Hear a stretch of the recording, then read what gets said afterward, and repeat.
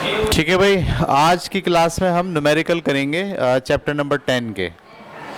और पहला न्यूमेरिकल हम कर रहे हैं। टोटल 10 न्यूमेरिकल हैं इसमें। देखें आज कितने हो जाए आज की क्लास में। चाक देखिए, नज़र आ रही है कहीं? ठीक है, तो पहला सवाल। तो देखिए, न्यूमेरिकल करने के लिए दो चीज़ें बहुत अहम हैं। पहली बात तो ये है कि जो हमने टॉपिक्स पढ़े हैं सारे, वो आपके जहन में हो। ठीक है, उनके फार्मूले आपको याद हो, नंबर एक। और नंबर दो, जब सवाल हम पढ़ें तो जब तक वो सवाल हमें पूरा क्लियर ना हो जाए, जब तक हम आगे नहीं बढ़ें। क्योंकि बहुत सारे न्यूमेरिकल फंसते उस वक्त हैं जब हमने सवाल सही से नहीं पढ़ा होता, सवाल सही से हमें समझ में नहीं आया होता। सवाल कुछ कह रहा होता है और हम दरअसल कुछ और समझे होते हैं। तो पूरे सवाल के तमाम अल्फाज पर, तमाम वैल्यूज़ पर अच्छी तरीके से गौर करके जब सवाल समझ में आ जाए, ठीक है। अच्छा, सवाल समझ में आने के लिए तस्वीर भी बना सकते हैं हम, यानी वही सवाल जो है उसको बेहतर तरीके से समझने के लिए हम पहले तस्वीर भी बना लें बोर्ड के ऊपर कि भाई ये है। जब मुतमईन हो जाए कि हाँ भाई ये है सवाल एक्चुअल, तो फिर हल करने की तरफ जाएं। ठीक है, तो हम पहला सवाल पढ़ रहे हैं। A block of mass 0.1 kg to a spring attach to a spring.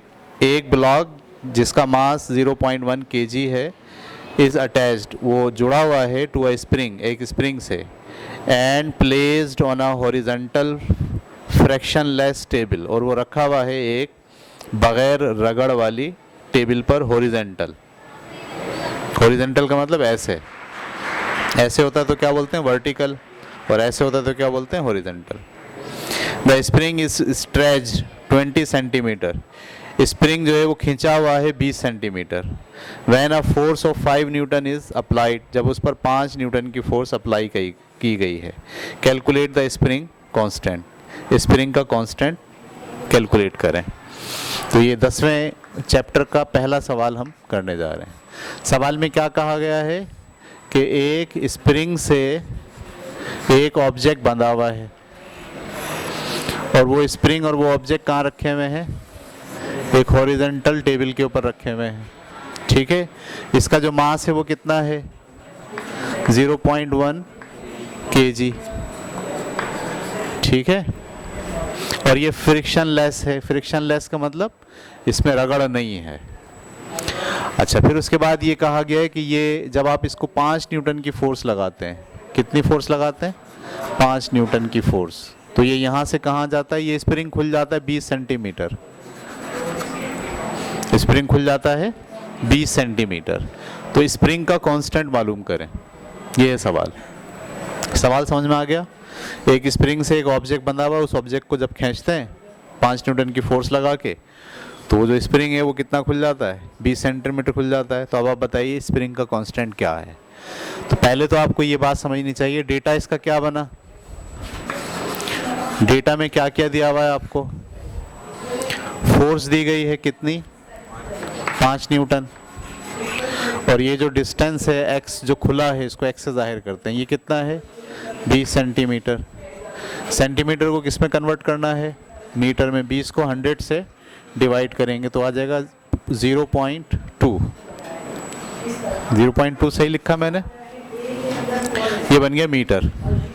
ठीक है, स्प्रिंग का कांस्टेंट मालूम करना k, और मास भी दिया हुआ है। कितना है मास? मास कितना दिया हुआ है? 0.1 kg। ये हमारा है बुनियादी डेटा। ठीक है, और कहा क्या गया है? स्प्रिंग का कांस्टेंट मालूम करें। तो पहले आपको ये सोचना चाहिए स्प्रिंग का कांस्टेंट क्या होता है। तो एक टॉपिक हमने पढ़ा था, अगर नहीं पढ़ा तो आप समझ लीजिए आप, कि जब मैं इसको खींचूंगा यहाँ पर क्या करूँगा? तो फोर्स लगाऊंगा। फोर्स लगाने से इसमें क्या पैदा होगा? खुलाव पैदा होगा। सही। अच्छा, जैसे जैसे मैं फोर्स बढ़ाते जाऊंगा वैसे वैसे खुलाव भी, इसका मतलब ये लगाई जाने वाली फोर्स और ये जो खुलाव है, ये दोनों एक दूसरे के डायरेक्टली प्रोपोर्शनल हैं। एक बात और ध्यान में रखिए, एक तो मैं कह रहा हूँ इस पर मैं फोर्स लगा रहा हूँ, जितनी मैं फोर्स लगा रहा हूँ दरअसल इस पर नहीं लगा रहा हूँ, स्प्रिंग पे लगा रहा हूँ। जितना जितना एक्स, अच्छा जब छोड़ूंगा तो क्या होगा, वापस आएगा। इसका मतलब है जो फोर्स पैदा हो रही है वो स्प्रिंग को वापस अपनी असल हालत में लाने की कोशिश कर रही है। तो वो फोर्स स्प्रिंग में जो वापस अपनी असल हालत में लाने की कोशिश कर रही है, जैसे जैसे खोलते जाएंगे स्प्रिंग को वैसे वैसे वो फोर्स बढ़ती जाएगी। अप्लाई करने वाली फोर्स की बात नहीं कर रहा मैं, कौन सी बात कर रहा हूँ, जो वापस अपनी असल हालत में लाती। अच्छा इत्तेफाक से ये वाली फोर्स इसी फोर्स के बराबर होती है जो अप्लाई कर रहे हैं, लेकिन अप्लाई करने वाली फोर्स की डायरेक्शन वो होती है और जो वापस अपनी असली हालत में लाने की कोशिश करती है इसकी डायरेक्शन ये होती है। तो वो फोर्स जो स्प्रिंग को अपनी असली हालत में लाने की कोशिश करती है वो डायरेक्टली प्रोपोर्शनल होती है किसके, इसके खुलाव के, लेकिन दोनों की डायरेक्शन मुख्तलिफ होती है। अगर मैं ये माइनस नहीं लगाऊंगा तो इसका मतलब ये है कि मैं उस कुव्वत की बात कर रहा हूँ जो ऑब्जेक्ट पे लग रही है, हालांकि मुझे कौन सी कुव्वत की बात करनी है, जो स्प्रिंग में पैदा हो रही है। उसकी डायरेक्शन क्या है ये, और एक्स की डायरेक्शन क्या है वो। एक्स कहाँ खुलता है, वहाँ, ऐसे ही है ना, यानी ये ऑब्जेक्ट कहाँ जा रहा है, वहाँ जा रहा है। और फोर्स कहाँ पैदा हो रही है, तो इसके लिए आपको क्या लगाना पड़ेगा, माइनस। माइनस क्या कह रहा है, माइनस ये कह रहा है कि फोर्स की डायरेक्शन और एक्स की डायरेक्शन दोनों एक दूसरे के अपोजिट है। अच्छा, फिर आपने प्रोपोर्शनलिटी को जब आप हटा के इक्वलिटी में चेंज करते हैं तो आपके पास एक कांस्टेंट आ जाता है। इसी कांस्टेंट को आप कहते हैं स्प्रिंग का कांस्टेंट। क्या कहते हैं, और ये स्प्रिंग का कांस्टेंट किसके बराबर होता है, एफ अपॉन एक्स के। माइनस भी लगा सकते हैं आप, लेकिन ये माइनस सिर्फ किसको शो कर रहा है, दोनों की अपोजिट डायरेक्शन को, वैल्यू से इसका कोई ताल्लुक नहीं है। तो k की वैल्यू क्या आ गई, k is equal to F upon X. यही आपको k मालूम करना है। इसमें f कितना दिया हुआ है, 5 न्यूटन, f दिया हुआ है 5 न्यूटन, और x कितना दिया हुआ है, x दिया हुआ है 0.2। 0.2 मैंने रखा, पॉइंट हटाया, 0 बढ़ा दिया ऊपर, k की वैल्यू कितनी आ गई, 25।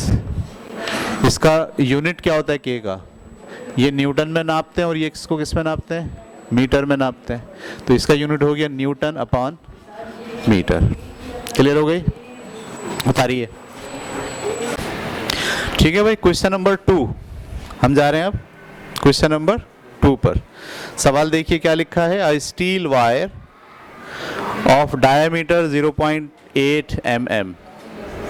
एक स्टील का वायर है जिसका डायमीटर 8 mm। डायमीटर क्या होता है, स्टील का वायर की लंबाई तो ऐसे देखेंगे आप, लेकिन अगर स्टील के वायर को ऐसे अपनी तरफ कर लें तो उसकी जो गोलाई होगी, ये जो गोलाई होती है, एक जगह से लेके दूसरी जगह तक का जो फासला है, इसको क्या बोलते हैं आप, डायमीटर। ठीक है, तो a steel wire of diameter 0.8 mm, उसका जो डायमीटर है 0.8 mm है, एंड लेंथ 1 मीटर, और उसकी जो लंबाई है वो 1 मीटर है।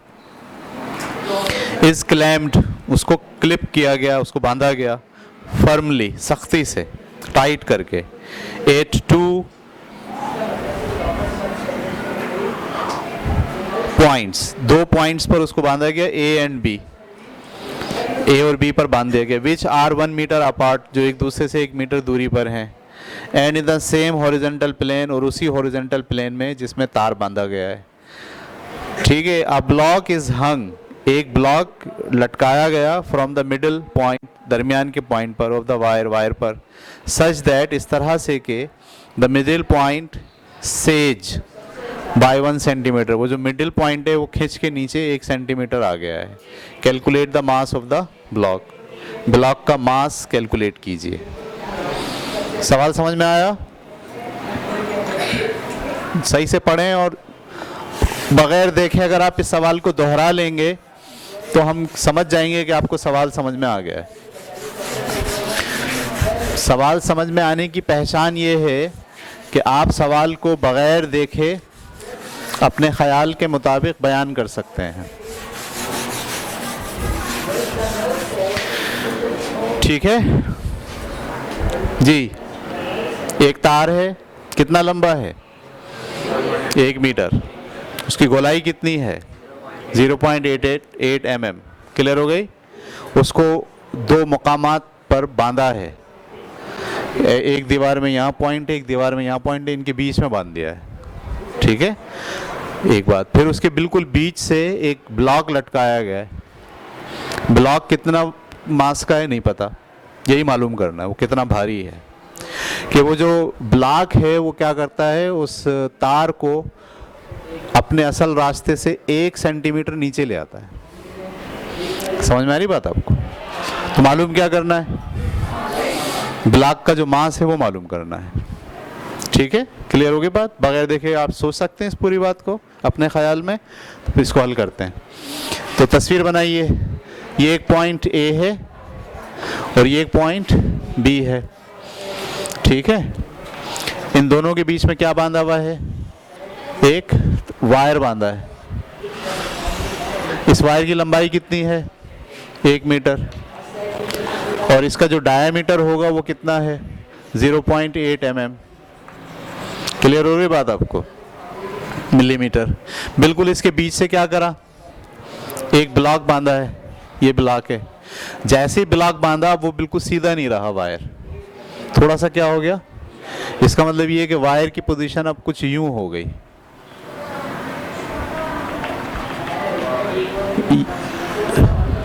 समझ में आई बात आपको? ये फासला कितना है यहाँ से यहाँ तक का 1 सेंटीमीटर। तो मालूम क्या करना है, इसका मास कितना है ये मालूम करना है, ठीक है। सवाल समझ में आ गया? करते हैं सवाल को हल। दिया हुआ क्या क्या है, लेंथ दी हुई है वायर की कितनी है 1 मीटर, और डायामीटर दिया हुआ है वो कितना है 0.8 mm। अच्छा, हमें डायामीटर नहीं चाहिए होता, हमें रेडियस चाहिए होता है। याद रखना, जब भी आपको ऐसे किसी गोल चीज़ का डायामीटर दिया जाएगा, ठीक है, तो आप इसका एरिया निकालते हैं। दरअसल क्या निकालते हैं, एरिया। एरिया समझते हैं आप, कितनी जगह घेरा हुआ ये गोलाई में। तो एरिया का जो फार्मूला है गोल चीज़ के एरिया का फार्मूला वो है πr²। तो इसमें आप यूज़ क्या करते हैं, r। लिहाजा आप डायमीटर का हमेशा क्या निकाल लेते हैं, आधा निकाल लेते हैं। तो मैं यहाँ पे भी क्या कर रहा हूँ, डायमीटर का क्या निकाल ले रहा हूँ, आधा, d/2। आधा कैसे निकालेंगे, 2 से डिवाइड करके। तो 0.8 को जब 2 से डिवाइड करेंगे जवाब क्या आ जाएगा 0.4। तो ये क्या है, मिलीमीटर। हम सारा सवाल किस में करते हैं, मीटर में। तो मिलीमीटर को मीटर बनाने के लिए 1000 से तकसीम करेंगे। 1000 से क्या करेंगे, तकसीम करेंगे। तो जब तकसीम करेंगे तो पॉइंट हटाया, पॉइंट के बाद एक अदद एक ज़ीरो बढ़ा दिया, तो ये क्या बना 4 ज़रब 10 की पावर 4 है, इसको ऊपर लाएंगे क्या हो जाएगा 10 की पावर -4, ये बन गया मीटर। ये बात क्लियर हो गई? अभी हमने कोई हिकमत अमली नहीं बनाई सवाल हल करने के लिए, हमें तो जो चीज़ें दी गई थी उसको हम डेटा की शक्ल में लिख रहे हैं और अपनी मतलब में ढाल ले रहे हैं। और क्या दिया है, मास दिया हुआ है। मास कितना है, मास कितना है, हो मास तो मालूम करना है। अच्छा, ये जो मास है इसके तहत वेट पड़ेगा ना, क्या पड़ेगा? तो सिर्फ मास काउंट नहीं होगा, काउंट क्या होगा, तो जहाँ वेट होता है वहाँ जी की वैल्यू काउंट होती है, वो 9.8 हम यूज़ करेंगे मीटर पर सेकंड स्क्वायर। क्लियर हो रही बात आपको? अच्छा, इसके अंदर ये जो 1 सेंटीमीटर है, ये 1 सेंटीमीटर क्या है, हमने अब तक जितनी चीज़ें पढ़ी हैं, लेंथ है या क्या है, ये हमें 1 सेंटीमीटर का कोई नाम नहीं है इसके अंदर। अच्छा, अब आते हैं हिकमत अमली पर, कैसे आप इसको अंडरस्टैंड करेंगे। बात ये है कि ये तो था 1 मीटर, आपने वेट डाला, वेट ने इसको क्या करा, खींचा। जब वेट इसको खींचेगा तो आपके ख्याल में ये अभी भी 1 मीटर है? नहीं, अभी ये तो 1 मीटर नहीं है, 1 मीटर से बढ़ गया है। तो इसकी लेंथ में तब्दीली आ गई। असल लेंथ क्या है 1 मीटर, कितनी तब्दीली आई ये मालूम करना है, ये पता चलाना है, ठीक है। एक बात। दूसरी बात, ये पूछा क्या है, फोर्स लग रही है। मास दरअसल क्या लगा रहा है, फोर्स लगा रहा है। फोर्स वेट को जाहिर कर रहे हैं ना, वेट फोर्स। फोर्स उसके अंदर लंबाई में तब्दीली ला रहा है। ये तो केस कौन सा हो गया? स्ट्रेस का, कि जब आप किसी चीज़ पर फोर्स लगाते हैं तो उसके पर यूनिट एरिया के अंदर क्या आती है? तब्दीली आती है, उसे हम क्या कहते हैं? स्ट्रेस। और उसके पर यूनिट लेंथ में भी तब्दीली आती है स्ट्रेस की वजह से, उसे क्या कहते हैं? स्ट्रेन। इसका मतलब ये पूरा केस किसका है? स्ट्रेस और स्ट्रेन का। ये बात आपको समझ में आ गई? किसका केस है? स्ट्रेस और स्ट्रेन का है। अच्छा, आपको नीचे देखिए और चीज़ें भी दी गई हैं। Given y is equal to 2 × 10⁻11। y की कीमत क्या दी है? y क्या होता है ये पता है ना आपको? यंग मॉडुलस होता है 2 × 10⁻11 न्यूटन पर मीटर स्क्वायर। एक वैल्यू और दी हुई है 2 × 10⁻12 डाइन्स। हम ये सवाल डाइन्स में हल नहीं करेंगे, हम ये सवाल किस में हल करेंगे? न्यूटन में हल करेंगे, इसलिए हम ये वाली वैल्यू इस्तेमाल नहीं करेंगे। क्लियर हो गई बात आपको? तो मैंने आपसे कहा कि ये जो पूरा केस है ये किसका है? स्ट्रेस और स्ट्रेन का है। सही है? तो आपको याद होगा कि हमने ये निकाला था कि जो आपके पास यंग मॉडुलस है वो बराबर होता है किसके? स्ट्रेस अपान स्ट्रेन के। और स्ट्रेन क्या था? ΔL/L। ये फार्मूला हम मेंशन कर चुके थे कि स्ट्रेस और स्ट्रेन का जो रिलेशनशिप होता है वो यंग मॉडुलस होता है। आपको याद है या याद नहीं है? अगर नहीं है तो आप पीछे जाके दोबारा देखिएगा। हमने ये बात समझाई थी कि जो स्ट्रेस होता है वो डायरेक्टली प्रोपोर्शनल होता है किसके? स्ट्रेन के। यानी पर यूनिट लेंथ में जैसे जैसे इजाफा होता जाएगा, इकाई रकबे में पैदा होने वाली वो क़ुव्वत जो उसको वापस अपनी असली हालत में लाने की कोशिश करेगी वो बढ़ती जाएगी। समझ में आती है बात? जैसे जैसे पर यूनिट लेंथ बढ़ती जाएगी उसके अंदर वो क़ुव्वत जो वापस लाने की कोशिश कर रही है वो भी क्या होती जाएगी? वो क़ुव्वत जो वापस लाने की कोशिश कर रही है वो स्ट्रेस है। और ये क्या है? स्ट्रेन, पर यूनिट लेंथ में होने वाला इजाफा। तो यहाँ से हमने निकाला था कि अगर स्ट्रेस को ऐसे ही रहने दें और प्रोपोर्शनलिटी को इक्वलिटी में चेंज कर दें तो क्या आ जाता है? कांस्टेंट आ जाता है। याद है आपको?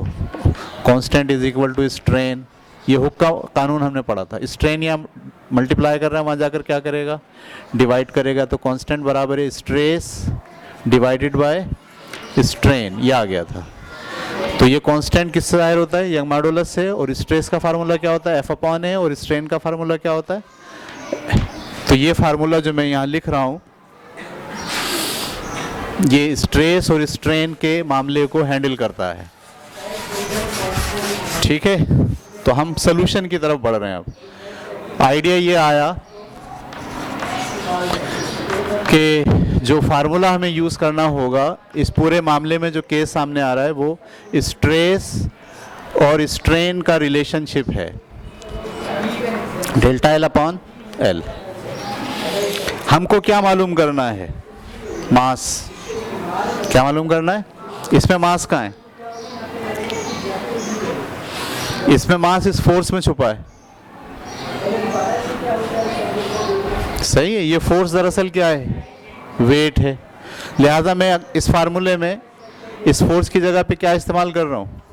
वेट। ये समझ में आ गई बात आपको? और वेट की जगह क्या इस्तेमाल कर रहा हूँ?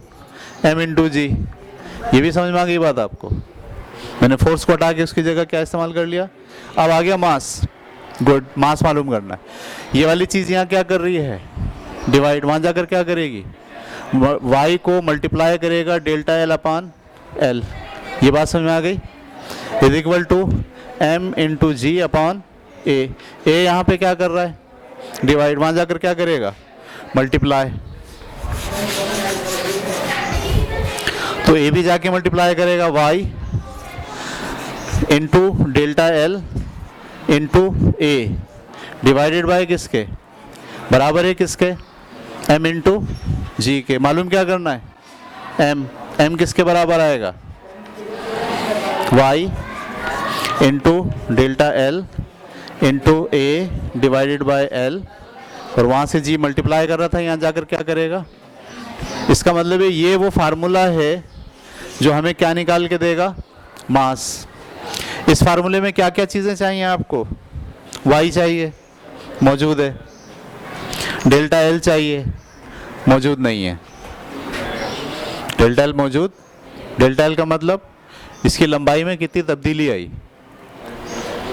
ये तो 1 था, नहीं ये तो ऐसे झुका है ना, ये कितना खींच के कितना लंबा हो गया अब ये नहीं पता हमें, तो ये हमें मालूम करना है। ए कितना है, ए भी हमें नहीं पता, इस पूरे डेटा में ए नहीं पता, तो ए भी मालूम करना है। एल पता है 1, जी पता है 9.8। तो इस फार्मूले में क्या चीज़ें नहीं पता, डेल्टा एल नहीं पता और ए नहीं पता। तो हम सबसे पहले जो है वो क्या निकालने जा रहे हैं, ए, फिर क्या निकालने जा रहे हैं, डेल्टा एल। जब ये दोनों निकाल लेंगे तो फिर क्या करेंगे, इस फार्मूले में लाके पुट करेंगे। ये बात क्लियर हो रही है आपको। तो सबसे पहले मैं क्या निकालने जा रहा हूँ, ए। उतारिए यहाँ तक आप, ठीक है। तो ये बात तय हो गई कि हमें क्या क्या निकालना है, एरिया निकालना है और डेल्टा एल निकालना है, ठीक है। ये मैंने यहाँ फार्मूला अलग से करके रख दिया है। अच्छा जी, अब हम सबसे पहले काम किस पे कर रहे हैं, फॉर एरिया, फॉर ए, मैंने ऐसे हेडिंग लगाई फॉर ए। एरिया का फार्मूला क्या होता है, गोल चीज़ का जो एरिया है, अभी मैंने आपको बताया था पाई आर स्क्वायर। पाई की वैल्यू क्या होती है 22/7, और आर हमारे पास कितना दिया हुआ है 4 × 10 की पावर -4, और इसका मैंने क्या कर लिया स्क्वायर, तो 22/7, 4 की पावर 2 का मतलब 16, और 10 की पावर 4 दूनी 8। ये आपके पास आ गया एरिया, ठीक है। यहाँ तक समझ में आ गई, या इसमें कोई सवाल है तो पूछें, पता नहीं चल रहा है कि क्या कर रहे हैं सर। सिंपल मैंने फार्मूला रखा गोल चीज़ के एरिया का, पाई आर स्क्वायर, पाई की जगह पाई की वैल्यू रखी आर की जगह, और इनका स्क्वायर कर दिया, 4 का स्क्वायर 16, 10 की पावर 4 दूनी -8। अब हम क्या मालूम करेंगे, delta L, for delta L, मैंने हेडिंग लगाई नहीं। अच्छा जी, अब डेल्टा एल का मतलब ये है कि मुझे ये पूरी लंबाई मालूम करनी है, ऐसे ही है ना।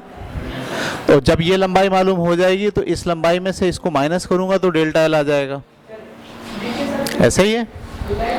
अब ये लंबाई मुझे कैसे मालूम होगी, इसके लिए मैं इसे पहले ये चीज़ मालूम कर लेता हूँ, जितनी ये है आपके ख्याल में उतनी ये होगी, क्यों, इसलिए कि बिल्कुल बीच में है ये, तो ये पहले मालूम कर लेते हैं। अगर आप इसको गौर से देखें तो एक ट्रायंगल बन रही है, क्या बन रही है, इसमें ये वाला फासला कितना होगा बता सकते हैं आप, आधा मीटर, ये बात समझ में आई बात। और ये वाला फासला कितना है 1 सेंटीमीटर, मीटर में बनाएंगे तो क्या हो जाएगा 0.01। अगर हमें ये पता हो, ये पता हो, और ये मालूम किया जा सकता है ये ट्रायंगल है, राइट एंगल ट्रायंगल, इसमें ये क्या है हाइपोटेन्यूज है, ये क्या है बेस है, और ये क्या है परपेंडिकुलर है। तो हम पाइथागोरस थ्योरम लगाकर ये वाला हाइपोटेन्यूज मालूम कर सकते हैं। ये वाला हाइपोटेन्यूज जब मालूम हो जाएगा तो जितना ये होगा उसका डबल कर देंगे तो क्या आ जाएगा L2। समझ में आ रही बात। L1 कितना है 1, और ये जो निकालूंगा मैं दोनों को जमा करके ये क्या निकलेगा L2। फिर क्या करूंगा L2 में से L1 को माइनस करके डेल्टा निकालूंगा। तो पहला हम काम क्या कर रहे हैं, हाइपोटेन्यूज मालूम करने जा रहे हैं। तो हाइपोटेन्यूज का स्क्वायर बराबर होता है किसके, बेस के स्क्वायर प्लस परपेंडिकुलर के स्क्वायर। हाइपोटेन्यूज मालूम करना है, बेस कितना है 1 सेंटीमीटर, मैं 1 सेंटीमीटर को मीटर में कन्वर्ट करके क्या लिख रहा हूँ 1 को जब मैं 100 से मल्टीप्लाई करूंगा, सॉरी डिवाइड करूंगा, तो जवाब क्या आएगा 0.01, वो मैंने लिख दिया 0.01 का स्क्वायर, प्लस बेस कितनी है, परपेंडिकुलर कितना है 0.5 मीटर। सारा काम मीटर में करके कर रहे हैं हम, सही है। इसको मैं हल करूंगा क्या आएगा 0.0001, क्योंकि ये 2 है ना, जब इसी को इससे मल्टीप्लाई करूंगा 1 1 1 आएगा, लेकिन 4 के बाद पॉइंट आ जाएगा। क्लियर हो रही बात आपको। 5 की पावर 2 का मतलब क्या होता है 25, लेकिन आशारिया के बाद 1 आ देते, दोबारा भी 1 आ देते तो 2 के बाद आशारिया आ जाएगा। ठीक है, ये बन गया। इसका स्क्वायर वहाँ ले जाइए, वहाँ जाके क्या बन जाएगा, तो हाइपोटेन्यूज इज इक्वल टू, दोनों को जमा कीजिए, पॉइंट के नीचे पॉइंट रखकर जमा करते हैं तो 0 और 2 2, 0 और 5 5 और 0 1, ये जमा होके आ गया। इसका स्क्वायर रूट निकालिए, कैलकुलेटर है, कैलकुलेटर निकालिए, किसी के पास नहीं है जी, इनको दे दें। 0.2501, 0.5, 0.5000, सारे बताएं। 9999, खत्म। ये आ गया आपके पास h, सही है, सब समझ पाए। h का मतलब क्या निकला है अभी, ये निकला है। अच्छा, जितना ये है अगर मैं इसका डबल कर दूं, सॉरी नहीं आया, तो मेरे पास जो L2 होगा वो दरअसल किसके बराबर होगा, 2h के बराबर होगा। मेरा जो L2 होगा वो दरअसल किसके बराबर होगा, 2h के बराबर होगा। क्लियर हो रही है? तो मैंने लिखा L2 बराबर है 2h की जगह 0.50009999, इसको ज़रा मल्टीप्लाई कर दें 2 से।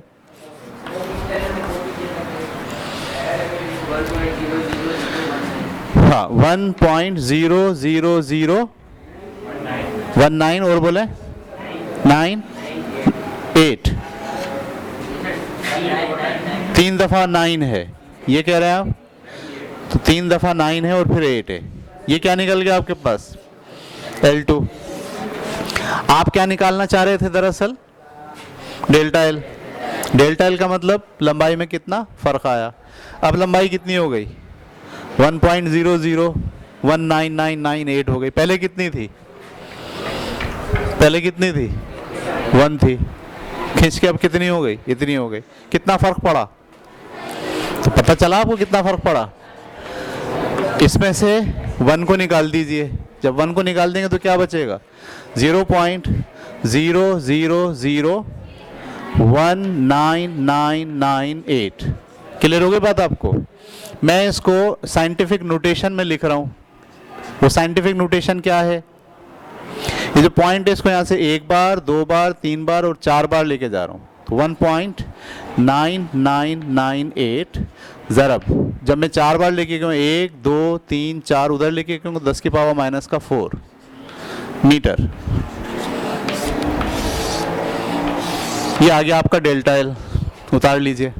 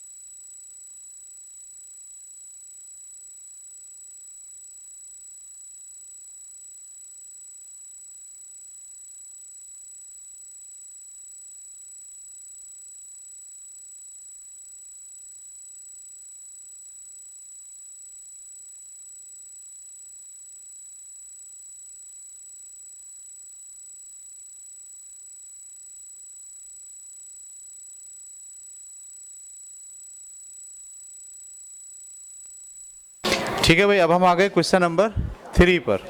क्वेश्चन नंबर 3 में लिखा है स्टील वायर 8 मीटर लॉन्ग, एक स्टील का वायर है 8 मीटर लंबा है, एंड 4 mm इन डायमीटर, और उसका डायमीटर कितना है 4 mm।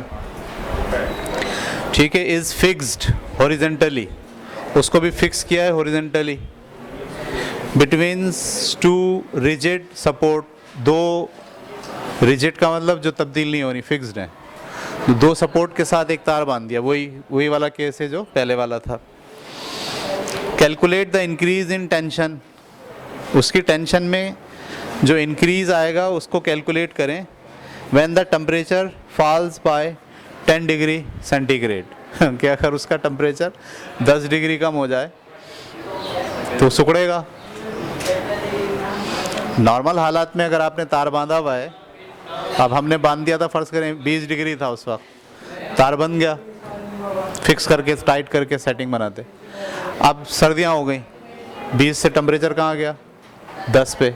आपको पता है जैसी ठंडक होती है चीज़ें सिकुड़ती हैं, तो ये जो तार है 8 मीटर का, ये भी क्या होगा, सिकुड़ेगा। जब ये सिकुड़ेगा तो आपका ख्याल इसका खिंचाव बढ़ जाएगा, इसके अंदर जो टेंशन है वो बढ़ेगी या नहीं बढ़ेगी, या ढीला हो जाएगा, तार ढीला हो जाएगा या और टाइट हो जाएगा। ढीला कब होता तार, जब वो फैलता तो बड़ा हो जाता। देखिए अब क्या हुआ है, सिकुड़ा हुआ है, तो तार ढीला होने के बजाय मज़ीद क्या हो गया, टाइट हो गया। इसका मतलब है उसके अंदर जो टेंशन है वो बढ़ गई। तो कितनी टेंशन बढ़ी ये मालूम करना है। सवाल समझ में आ गया? तो सवाल की तस्वीर अगर हम बनाने जाएं तो कैसे बनेगी, ये 2 जगह से तार को बांध दिया है, इसकी लेंथ कितनी है 8 मीटर, और इसका जो डायमीटर है वो कितना है 4 mm का इसका डायमीटर है। सही है। अभी ये किसी टेम्परेचर पर रखा था, डेल्टा टी कितना है 10, टेम्परेचर कितना कम हो गया है 10, तो टेम्परेचर कम होने से इसके अंदर जो फोर्स डेवलप हुई है टेंशन की वो मालूम करनी है। ठीक है, जबकि दिया हुआ क्या है, आपको 2 चीज़ें दी गई हैं, एक अल्फ़ा बराबर है 12 × 10⁻⁻8। तो अगर मैं डेटा बनाऊं इसका, तो डेटा में क्या आएगा,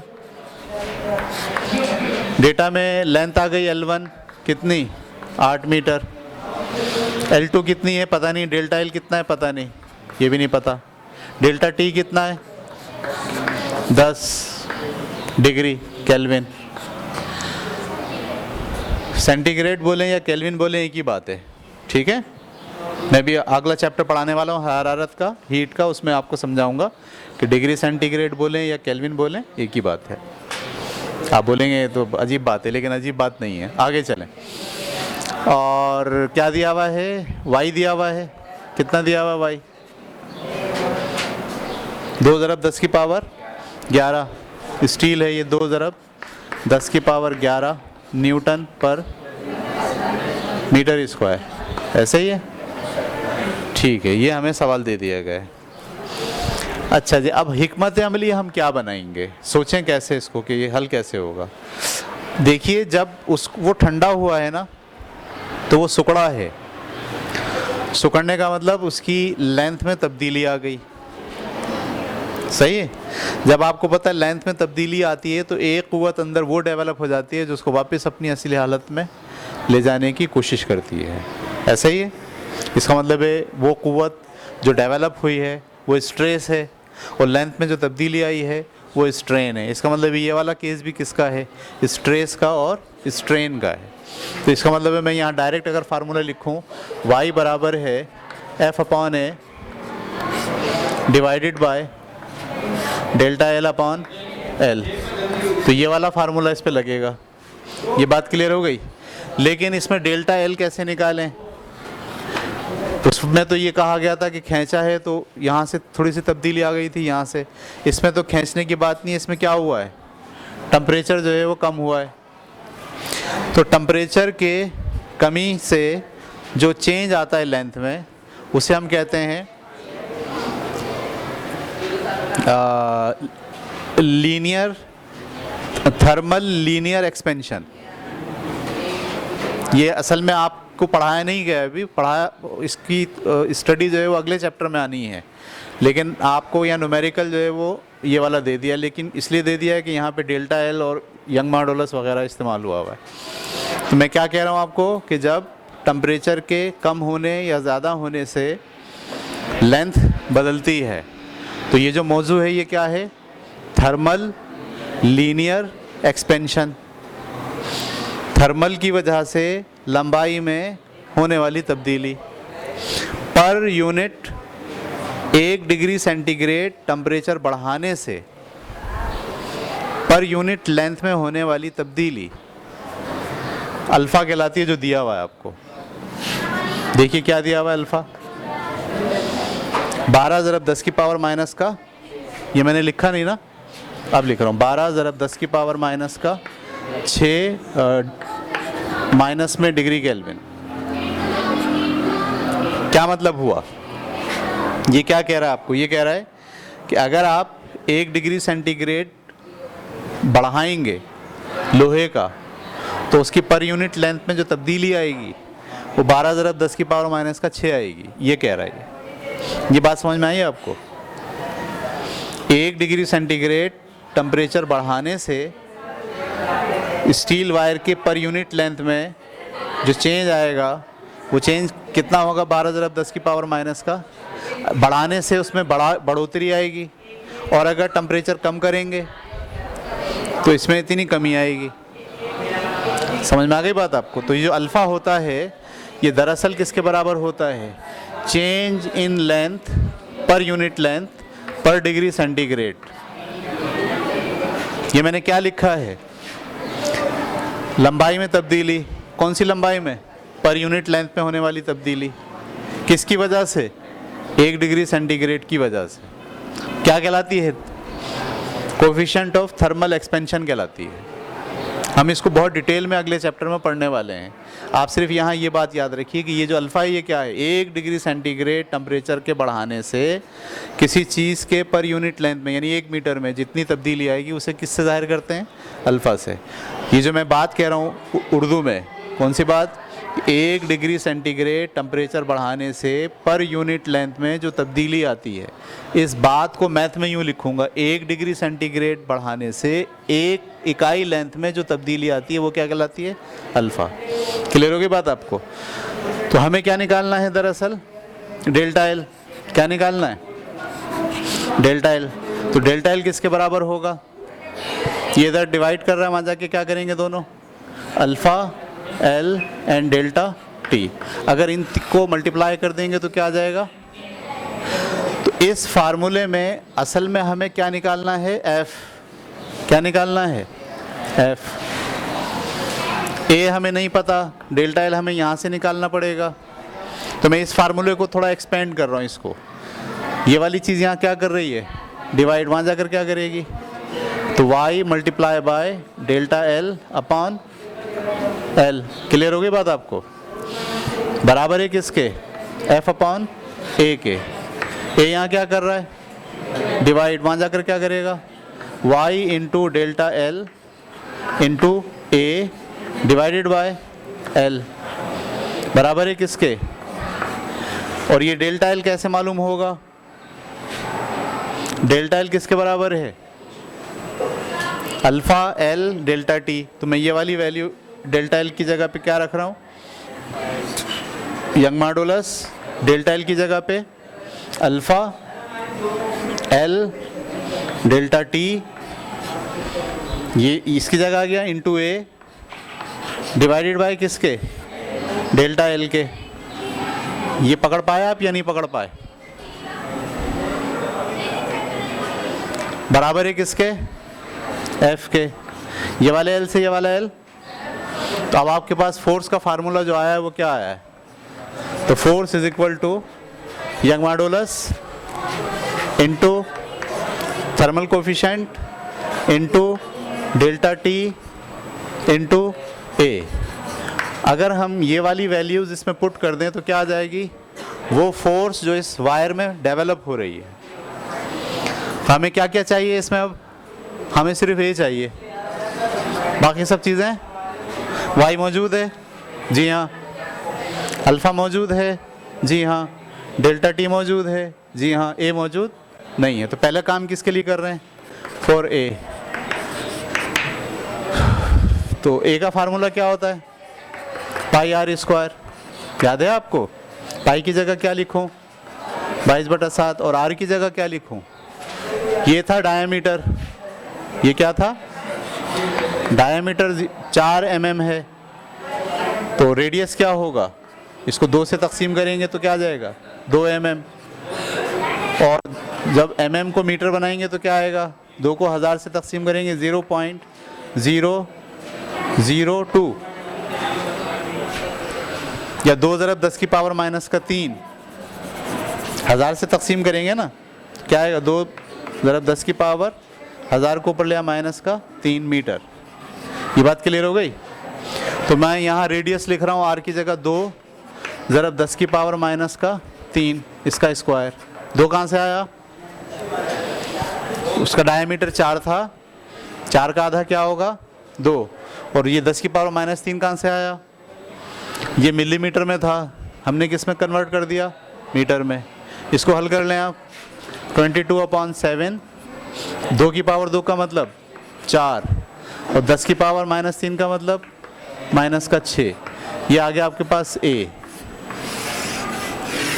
तो अब मुझे क्या करना है फार्मूले में? एफ किसके बराबर है? पहले क्या लिखूं? वाई की जगह 2 ज़रब 10 की पावर 11। उसके बाद अल्फ़ा, अल्फ़ा कितना है?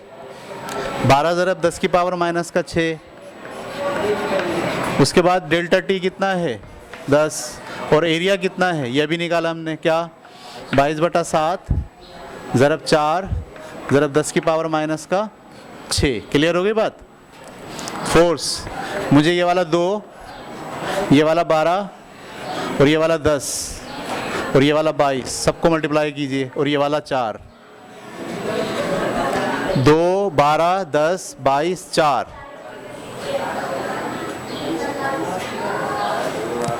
2, 12, 10, 22, 4। क्या 2, 1? बोले 21120, यही है? मल्टीप्लाई बाय, अच्छा ये नीचे वाला 7 में यहाँ नीचे 7 ले आया, मल्टीप्लाई बाय यहाँ 10 की पावर क्या है? ये 6 माइनस का और ये 6 माइनस का, कितने हो गए? नहीं, ये माइनस का 6 क्या है ये? हाँ, 3 दूनी -6, -6 और -6 कितने हो गए? -12। 12 में से 11 गया, -1। इसको ज़रा तकसीम कीजिए, इसको ज़रा तकसीम कीजिए। 3017.14। अच्छा, ये ज़रा 10 की पावर क्या आ गया? -1। अच्छा, इस -1 को ख़त्म करने के लिए पॉइंट यहाँ से कहाँ जाएगा? यहाँ। तो F बराबर है किसके? 301.71 ज़रब 10 की पावर 10 ख़त्म हो गया अब। और इसका यूनिट क्या होता है? न्यूटन। यही जवाब है। इतनी फोर्स डेवलप होगी उसके अंदर, 301 न्यूटन। ठीक है, छापिए।